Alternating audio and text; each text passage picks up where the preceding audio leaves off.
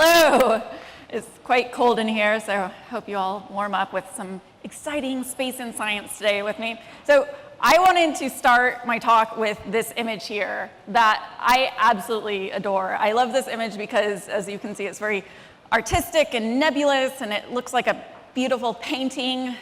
But what we're actually looking at here is an image of our own home, our own galactic home. This is actually a picture of the Milky Way galaxy. And I just love this image so much because it's one of the very first images that we've been able to take of what our own Milky Way galaxy looks like. Typically, when we think of what our own galaxy looks like, we think it looks something like this, fairly quaint spiral structure galaxy, which it is.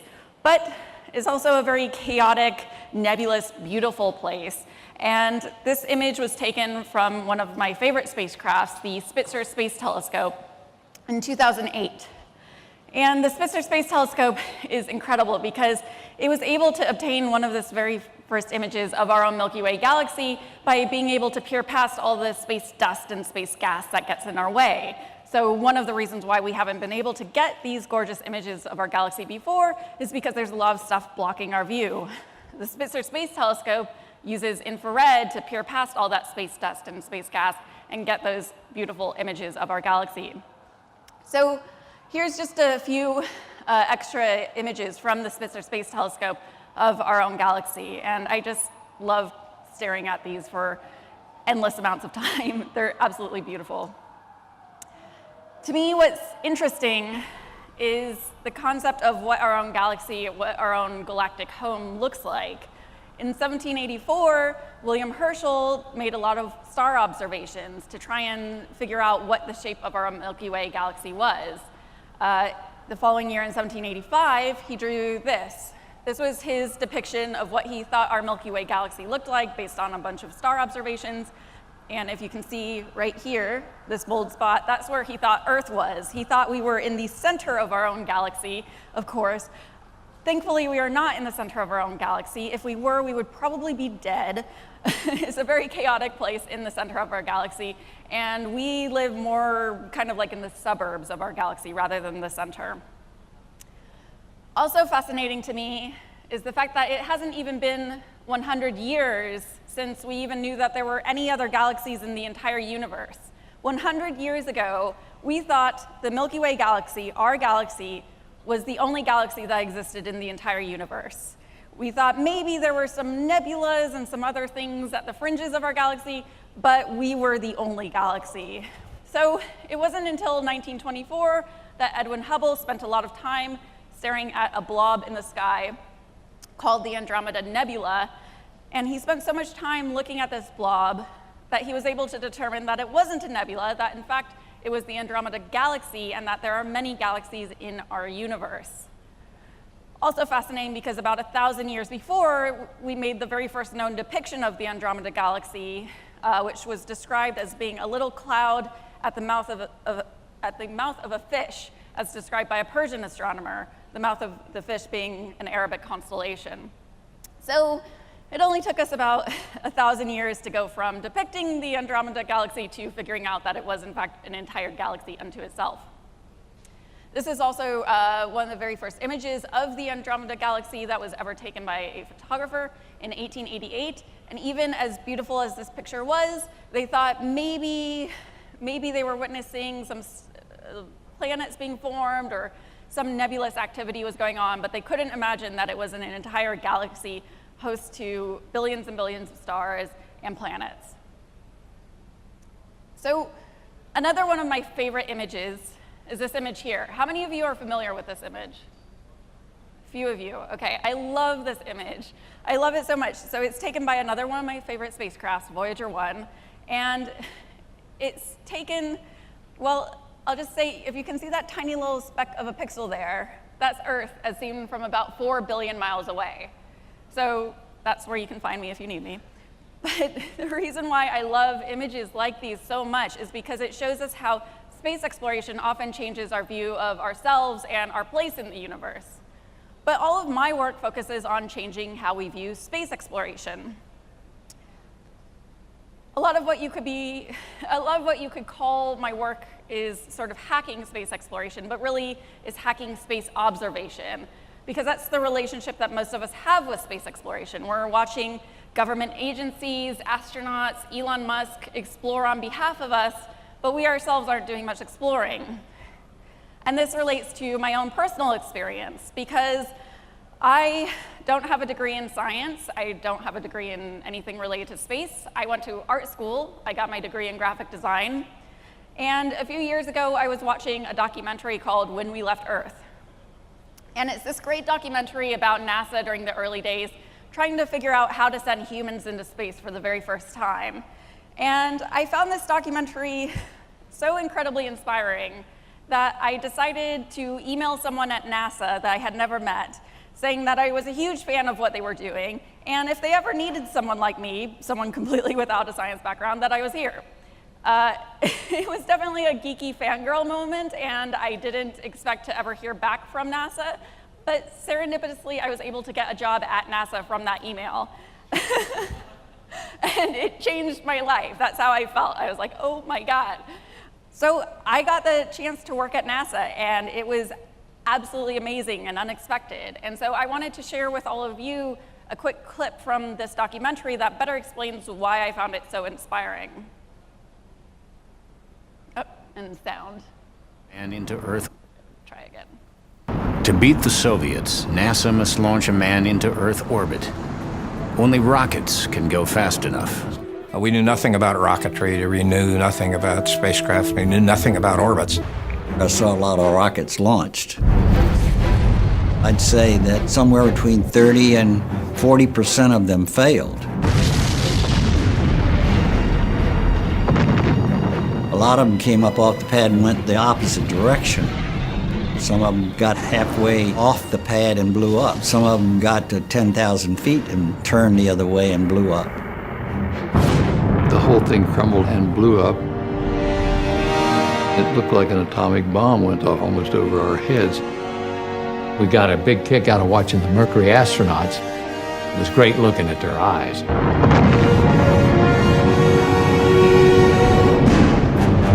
We're looking at this thing and looking at each other and deciding we want to go back and talk to the engineers a little more before we go further. And so that's what I love so much about that documentary. It always reminds me of this image here. That, you know, you heard them talking about how they didn't know anything about spacecrafts or orbits or rocketry, and they were having to figure it out as they went along. And so I was watching this documentary and saying to myself, well, I don't know anything about space exploration, and I want to work at NASA. That sounds amazing. And so I miraculously got that chance. And it really changed my viewpoint of NASA from being a bunch of rocket scientists who knew everything to being a bunch of space hackers, a bunch of people who were figuring things out as they went along, who didn't know how to send humans into low Earth orbit, but were trying to figure it out. And so working at NASA was amazing. I got to meet a lot of astronauts and learn a lot of great things. I ended up writing a book about all of the funny stories that I heard from astronauts while I was at NASA called What's It Like in Space? But the thing that was really amazing to me was really how it changed my perspective. And this is because doing something changes how you see it. So actually doing science and doing space exploration, even if you don't know anything about it, changes your relationship with it from something of observation to something of active participation and contribution. And so, you know, working at NASA, I got to learn about robots and dark matter and all this great stuff. And I also learned that I didn't need to be an astronaut in order to explore space. But even more importantly, I ended up learning that I didn't even need to work at NASA to explore space. And so I left. And I created spacehack.org, which is a directory of ways for anyone to participate in space exploration with or without a formal background in science. And so spacehack.org is not a place where you can learn how to make a bottle rocket in your own backyard. It's perfectly great if you want to do that, but it's not so much about that. It's more about figuring out how you could discover new black holes that exist in our universe, which is something that is I don't know, it's science fiction to me, the idea that anyone could discover black holes, but that's something that you can do now through a project called Galaxy Zoo Radio, where you can actually go out and search for black holes in our universe that haven't been discovered yet. In our own Milky Way galaxy, there's a supermassive black hole at the center, like there are at many large galaxies, but there's also as many as 100 million black holes throughout our entire galaxy. A lot of these black holes are maybe only 2 miles in diameter or so they're fairly tiny, but they're still incredibly powerful. And so, as I mentioned, finding black holes to me is something of science fiction. Black holes themselves used to be considered science fiction. And black holes oftentimes get a bad reputation, known for like gobbling up everything around them, gobbling up planets and stars and maybe even entire galaxies. And while that's true, I feel like black holes get a bad reputation, not necessarily in a justified manner.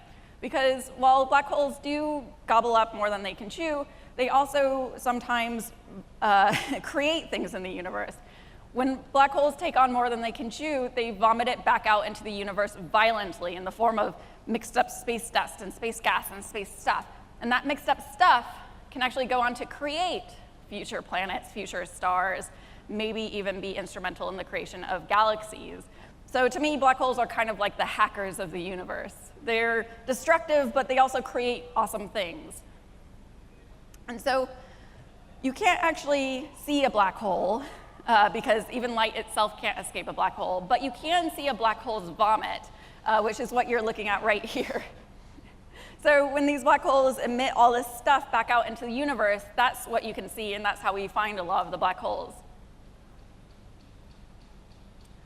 There are other really cool projects on spacehack.org, like the Milky Way project, where you can actually go through all of those gorgeous images of our Milky Way galaxy that I was showing earlier and discover new things about our galaxy, about how it formed and different parts of it.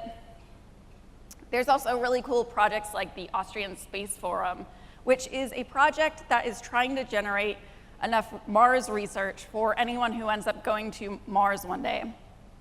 So the Austrian Space Forum doesn't say whether it'll be a company or a country that goes to Mars for the first time, but they are trying to generate enough Mars research so that whoever ends up going to Mars for the very first time will have a lot of research to back them up. And so the Austrian Space Forum does stuff like research spacesuits, rovers, processes, different things that we need to go to Mars. And the thing that's really cool about the Austrian Space Forum is that they need help from all different types of people, from all different types of disciplines all around the world. So whether you're a coder or you're a lawyer or you're a writer, they need help from everyone to really make this research powerful and impactful. They do a lot of really cool things, like digging for alien life in Austria. So this is them in an ice cave in Austria, trying to test out how humans might one day go searching for life on Mars in caves in Mars. There are other cool projects like the University Rover Challenge. And the University Rover Challenge is a competition for college students all around the world to create the next generation of Mars rovers. So this is really taking it to students to reimagine how we could explore Mars. There's no one right way to explore Mars. The way NASA is doing it, the way other countries are exploring Mars, there's no one right way to do it. There's always new ways you can do to explore Mars in really an innovative fashion. One such example is instead of having rovers that look more like cars, having rovers that look more like tumbleweeds. So if you could imagine a tumbleweed going across the surface of Mars, much like it does across the surface of Earth, and exploring Mars that way, that's what one group at NASA actually explored. In my work, I come across a lot of really interesting multidisciplinary projects. One such project that I love is a group of researchers who wanted to explore 3D scanning supernovas. So supernovas, often look like this. They're incredibly gorgeous pictures of stars that have exploded. And while they're really pretty pictures, we can't really interact with them. They're 2D. So a group wanted to see if we could 3D scan a supernova. But you can't exactly take a 3D scanner and hold it up to the sky and hope to get a 3D scan of a supernova that way. And you can't exactly shrink a supernova down and run it through an MRI machine and get a 3D scan of it that way. But in a sense, that's what one group did. They took a piece of software called 3D Slicer, which is an open source piece of software that usually creates fly-throughs of brain scan data. And instead of feeding it brain data, they fed it supernova data. And so they used 3D Slicer, and they fed it the data from Cassiopeia A, this supernova here. So if you can imagine, they just had a series of images of Cassiopeia A, but they ran it through 3D Slicer. And what they got was this. And this is the very first 3D fly-through of a supernova remnant that was ever created. And this was thanks to a project at Harvard called the Harvard Astronomical Medicine Project. And this is a project that was created specifically to create better collaboration between the medicine department at Harvard and the astronomy department. And so they shared different tools, different resources, things like 3D Slicer that are open source that anyone can use. And they experimented with what happens when we use each other's data visualization software. Can we generate new insights? And they created quite a bit.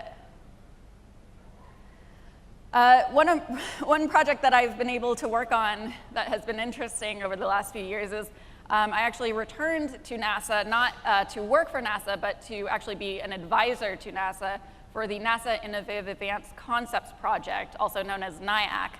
Nyack is the only project within NASA that funds the more futuristic, sci-fi, out there, visionary sort of ideas that could transform future space missions 20, 30 years down the line. So Nyack is quite unique in that they're not funding things that could be impactful today, but things that could potentially be impactful decades away. One such project is a project called the Comet Hitchhiker, which is a concept to take a spacecraft, have it harpoon into a comet, then reel out an incredibly long tether, and have it then harvest the kinetic energy of that comet to be able to explore the solar system twice as fast as any of our current space probes do. So it's sort of using comets as a propulsion system. So instead of it taking 10 years to go to Pluto, as one of our current spacecraft's New Horizons is, it would take 5 years. So it would cut down on the time quite a bit. Another fun one is the Titan submarine, which is a concept to send a submarine to the moon Titan, which is a moon of Saturn, and have it explore the lakes of methane and ethane there. This one is a lot of fun, especially for computer science. So this is a concept to actually create better routes for rovers on the moon using computer vision. And so what typically happens when rovers go to the moon is they have to power down overnight. It gets so cold at night, they have to power down and wait until the sun comes back until they power back up and continue doing science. So this project is actually using computer vision of when the sun hits the moon in different places to create a route for a rover so that it can stay in continuous sunlight, so it doesn't have to power down and it can do science all the time. So it's a happy little rover program. This is very basic. Using computer vision to do something like this is a very basic present day concept, but for space exploration, it's actually quite futuristic because it hasn't been applied there. And that's something that I really love about my work and talking to all of you is really, a lot of this stuff seems very futuristic, far-flung, out there. You're not sure how you could contribute, but a lot of the stuff that you do today, if you just apply it towards space exploration or towards other science disciplines, can be really innovative. Another multidisciplinary project that I've come across that I love is ArtSat-2, which was a 3D printed sculpture that was sent into deep space. This was a collaboration between an engineering department in Tokyo and an art school. And not only did they send this 3D sculpture into space, but they had it generate poetry about its experience as it was in space. So they programmed this space probe to actually create poetry about its experience. So as its sensors read different things about what it was like in space, it would create poetry and beam it back to Earth, which, I don't know, I just think is just delightful. But my all-time favorite project that I love working on, that I've been working on for years, is Science Hack Day. And Science Hack Day is a 48-hour event in which scientists, designers, developers, people from all different disciplines get together in the same physical space to see what they can rapidly prototype with science in 24 consecutive hours. So the mission of Science Hack Day is just to get excited and make things with science. And it really came out of a frustration of mine that open doesn't mean accessible. And this is because there's a lot of open stuff out there today. There's a lot of open science stuff out there today. But just putting stuff open on the web doesn't necessarily make it accessible. A lot of times, things are very difficult to read or not easy to parse, and it's not until someone develops an interface to them, like some of the earlier ones I was showing for the black holes or for the Milky Way data, it's not until someone develops an interface to them that they truly become accessible for hundreds of thousands of people to contribute to them.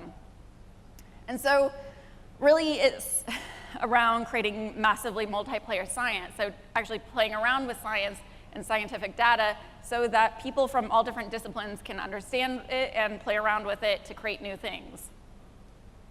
So I'm going to show a quick video from the San Francisco Science Hack Day event that was just a few months ago to give you sort of a better idea of what the event is like.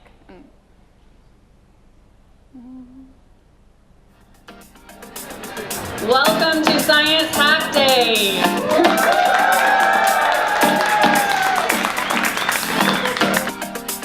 Science Hack Day is a weekend event that gets scientists, designers, developers, technologists, artists, lawyers, writers, people from all different disciplines together in the same physical space to see what they can rapidly prototype with science in 24 consecutive hours. So these can be silly things, they can be solving serious problems. It's really just about whatever excites you and prototyping it to whatever fidelity level you can.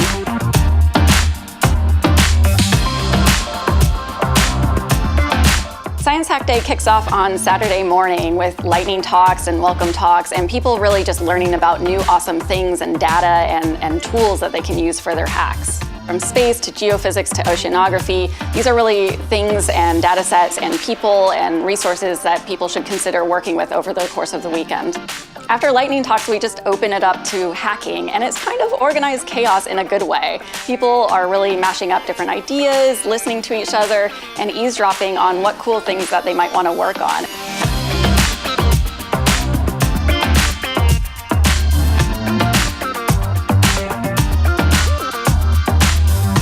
As Saturday night wears on, people really get into their hacks and start getting focused, and people stay up all night. In fact, Science Hack Day even has a sleepover component. So if you want to stay up all night working, some people do that, and other people take a bit of a rest, have some sleep, and wake up the next morning.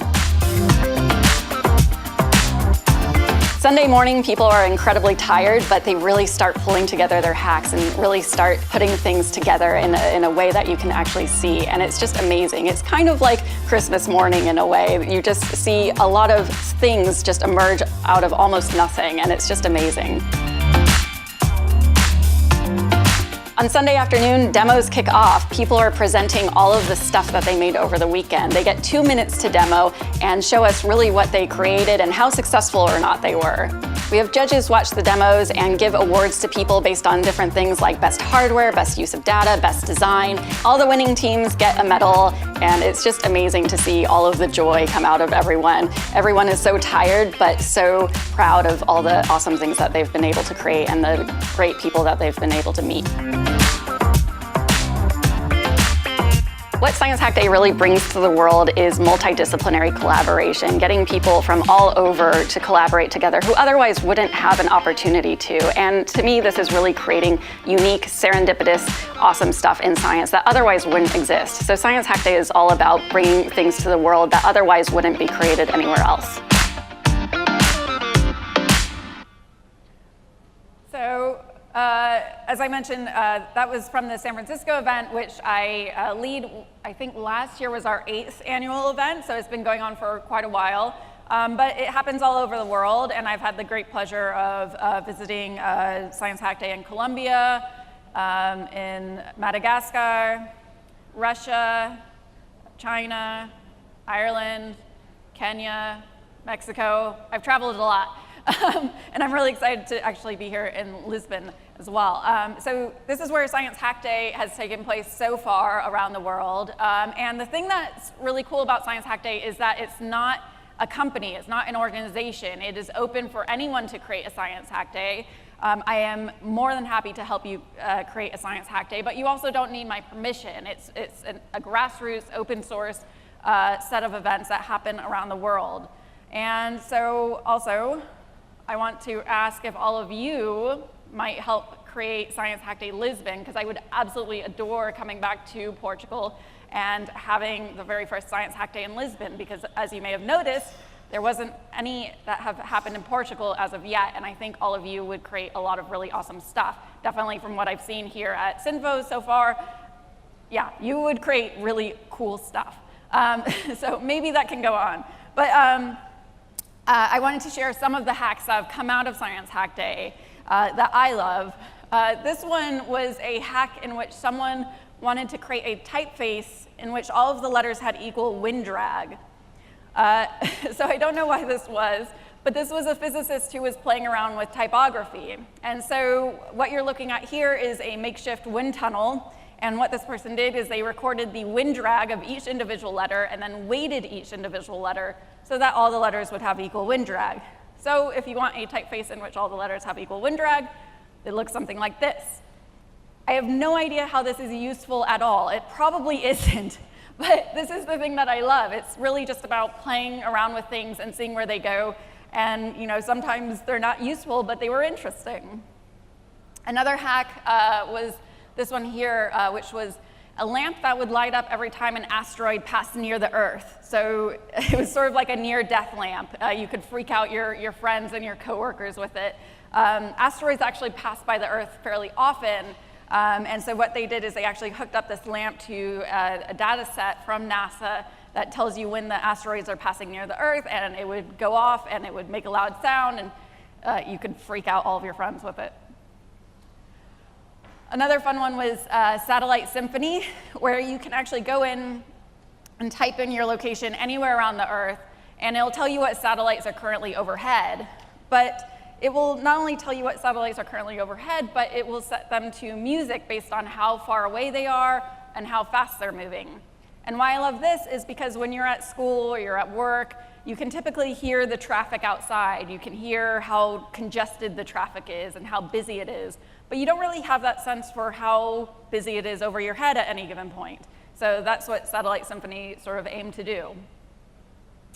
Another hack, not from Science Hack Day, but this is one of my own that I created, is called space probes, which you can look at if you go to spaceprob.es, that's the URL. And space probes is a website that catalogs all of the human-made machines that freckle our solar system. So all of the space probes that are at our moon and beyond that are currently talking to Earth, we catalog all of them. So you can actually see the current distances of each spacecraft and where they are. And we do this through scraping NASA's Deep Space Network data. And we created an API from scraping their Deep Space Network data so that you can get all of these distances for all these spacecrafts. And then I designed the site and also wrote up some paragraphs about what each space probe does and why it's interesting. But going back to Science Hack Day, another fun hack is called the Nyack, which was someone who tried to create a cocktail of extracted strawberry DNA. So if you know anything about extracting DNA, it's actually fairly simple, but it doesn't always take edible components to do it. So someone wanted to make a way to extract DNA using all edible components so that you could drink it afterwards. So they called it the Nyack. And what you can actually see going on here is the long polymers of DNA clumping together as they're being extracted. And you can drink it. And this is up on Instructables if you want to try it out. But fair warning, it tastes disgusting. It's really gross. It's very alcoholic. The thing that I really love about Science Hack Day, as you're beginning to see, is that you can prototype things at any fidelity level. So you don't need to have amazing skills. You don't need to be great with any specific tool or anything. Sometimes people prototype stuff with cardboard. Sometimes they prototype stuff with biology. software, hardware, anything. It's really not so much about creating a polished final project or creating something that shows off your skills, so much as it is having an idea and bringing it into the world physically in some way, in whatever way you can. That's all that matters. And so here's another example of people who kind of scrapped together something. This was a robot that could hula hoop. They built this from scratch over the weekend. They didn't even have the idea before they showed up to the event. They showed up to the event, they didn't know what they wanted to do, and then they got the idea for creating a robot that would hula hoop, and it did it. It was totally shoddy though. They used cardboard and some plastic and just a bunch of junk essentially that was sitting around, but they were able to do that, and that was a lot of fun. Another group created an interactive planetarium. So typically when you go to a planetarium, you sit back, you look at the stars, you have a really nice time, but you don't really interact with it. And so this group used a 3D scanner, a Microsoft Kinect, and they created planetarium software where you could actually interact with it. So as you sort of move your hands and arms around, you could feel the distance between planets and between stars and get information about the planets and stars through actually interacting with them.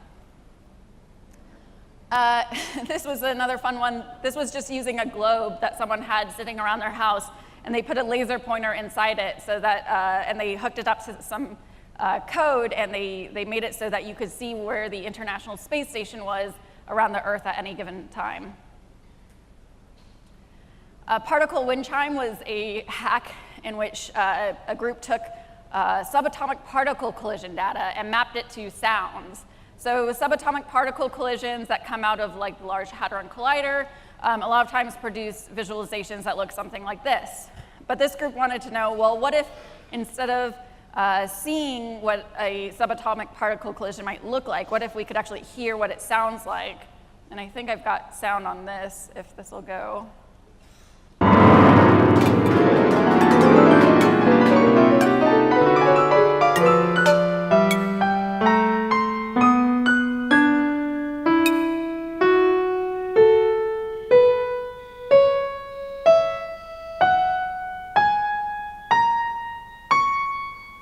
So it was a lot of fun, but the thing that was really interesting about this is that this actually went on to be looked into as being sort of an augmented diagnostic tool for accelerator laboratories. So typically accelerator laboratories look something like this. You have lots of screens with lots of information, and it's all visual. But if you could get used to how your accelerator usually sounds and how the subatomic particle collisions usually sound, you might be able to hear if something sounds a little bit off.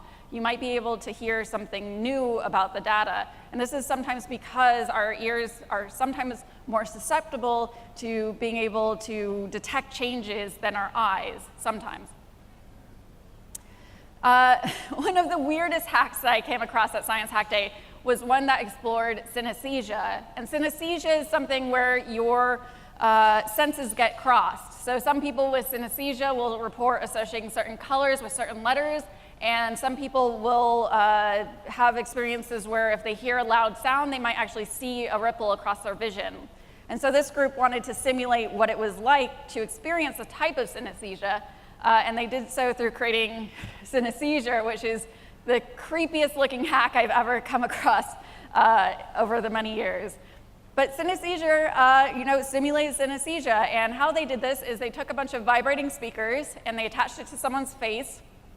They stayed up all night sewing. They didn't know how to sew. They taught themselves how to sew overnight, and they sewed this creepy mask. So they sewed all those vibrating speakers into this creepy mask, and then they wired it all up to an Arduino and a webcam. And so as someone navigated different parts of the room, and different parts of the room were brighter or darker, different parts of their face would start vibrating. So in this way, they could begin to feel sight and begin to navigate the room. But it was definitely very creepy. My favorite hack, though, is a hack someone wanted to create to detect when he needed to shave, a beard detector, essentially.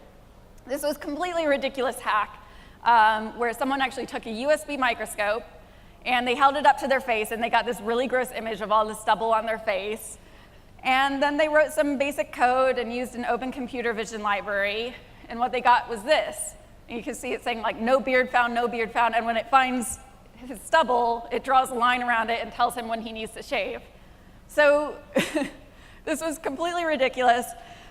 And I didn't really know what it had to do with science, but we leave Science Hack Day open-ended on purpose. We don't give people challenges. We don't tell people what they should or shouldn't do. We certainly have a lot of inspiration and a lot of inspirational people there, but we don't issue challenges. We leave it open-ended. And so this hack was really silly, but that's how Science Hack Day goes. A lot of things are quite silly. But sitting in the audience and seeing this hack demoed was a particle physicist.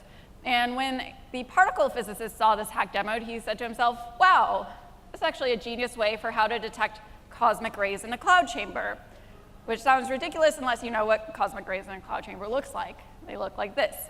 And so following Science Hack Day, this particle physicist wrote up an entire proposal and created a student-led research program for many years on how to detect cosmic rays in a cloud chamber based on the original code and open computer vision library someone had used to detect whether or not they needed to shave.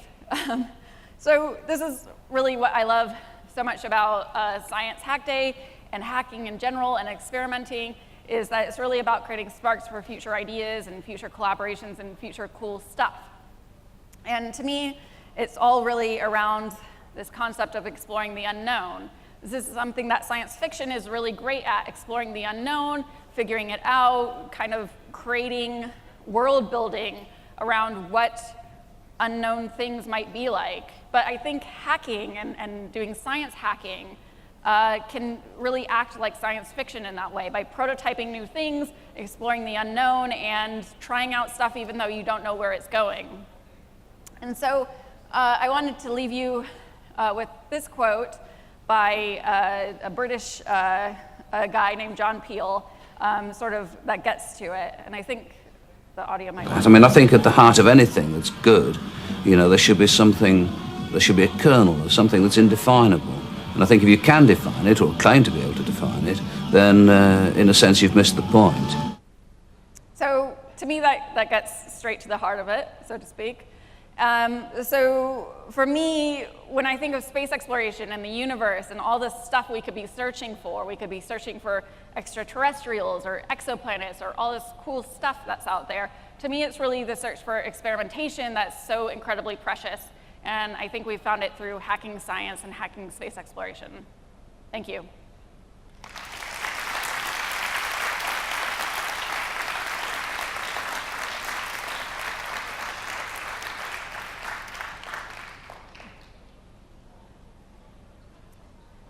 And looks like the mics are coming if there's any questions.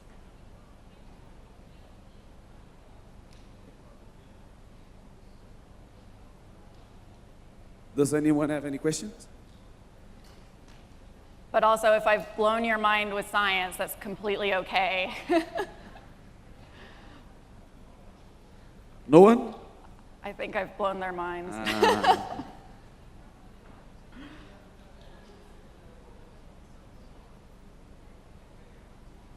Hello, thank you for being here, and I just wanted to ask if you already had some previous contacts regarding the Lisbon hack, or if it's the first time that you were talking about it.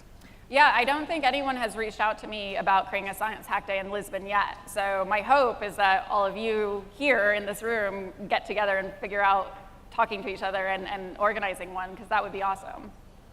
All right, okay, thank you. And I'll try to think of something about it. Anything else? Anyone?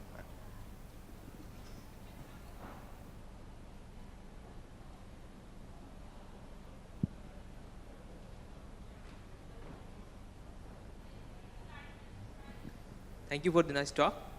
I was the winner of NASA Space Up Challenge 2017 in Lisbon. So I want to know from you that if we want to organize the Science Hack Day, what should we do? Like, how can we do that? Yeah, so if you go to sciencehackday.org, there's a little button that says like how to create one in your own city, and that has all the instructions on it. And if there's anything in the instructions where it doesn't make sense or something isn't clear, just email me. My email is on that website. Okay, thank you. Anyone else? If anyone wants to make more questions to Ariel, they can do it on the showcase. So now let's give a big round of applause for her.